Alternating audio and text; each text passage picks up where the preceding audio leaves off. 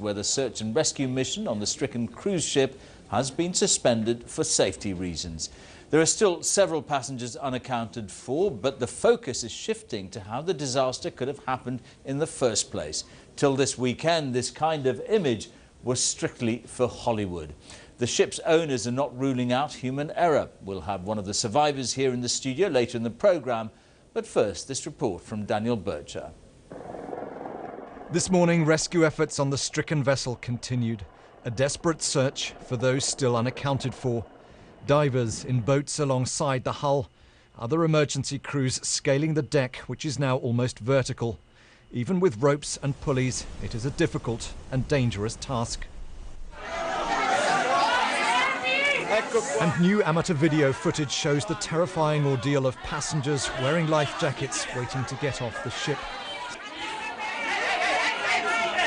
Other pictures show passengers on a rescue boat. Behind them, the cruise liner in the dark, some of its lights still on. For survivors arriving back in Britain, tears of joy and relief as they are reunited with family and friends. Dancer Rose Metcalf was one of the last to be rescued from the ship. She had written a letter to her mother in case she didn't make it. When I was standing on the wall and the wall had gone horizontal, it became my floor. And I had about a metre, there were 5 of us on about a metre and a step either way, and that was the end.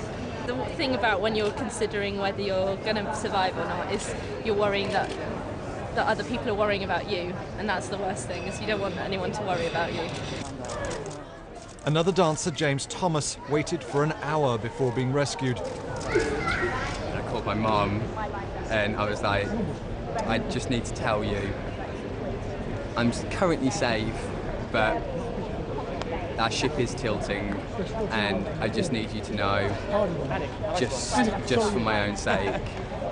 And then my mum asked me, are you scared? And I was like, I've never been so scared in my life.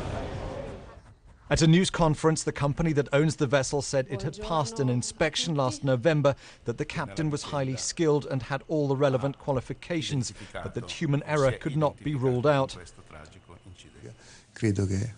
But the ship's master, Francesco Scatino, told Italian television he was not to blame, that nautical charts did not show the rocks that the vessel had struck.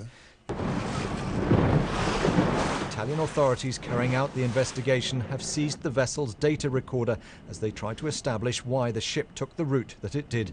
Daniel Bircher, BBC News. Well, let's take you now to the scene of that disaster. There you go, you can see the ship. We're being told it slipped further in the water. Let's just get the latest now from our correspondent Bethany Bell, who's there on the island of Giglio. Bethany, what about this suspension of the search and rescue mission because the ship's listed further? Yes, we understand it started to slip. And also they're very choppy waters today compared to the last couple of days. There have been calm seas over the last 2 days, but today the wind is up and they say it is just too dangerous for the rescue work to take place there at the moment. So they've evacuated the rescue workers from the wreck. Up to now, of course, there have been divers, there have been Coast Guard vessels scouring the ship, the maze of cabins and corridors, both the areas that were above the water and areas that below the water level, searching for any possible survivors. But that at the moment has been suspended because they say it is just too dangerous for them to operate there. Bethany, just as a matter of detail, when you say the search and rescue teams are going below the waterline, so there are divers involved in what presumably are very constrained and murky conditions.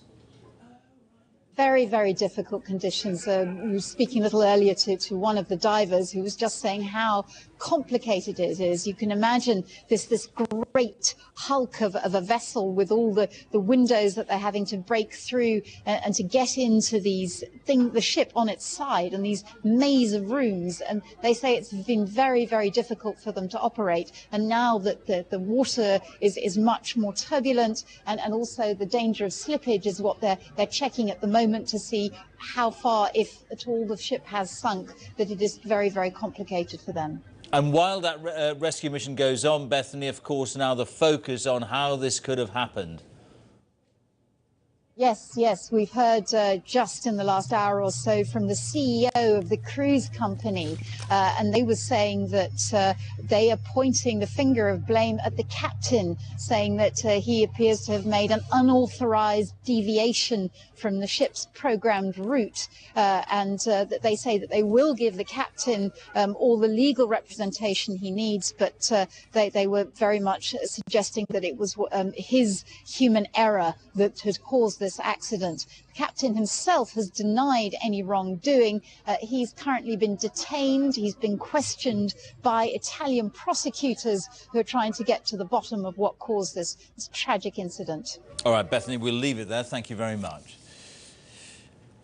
Well, let's take a look at some of the other stories.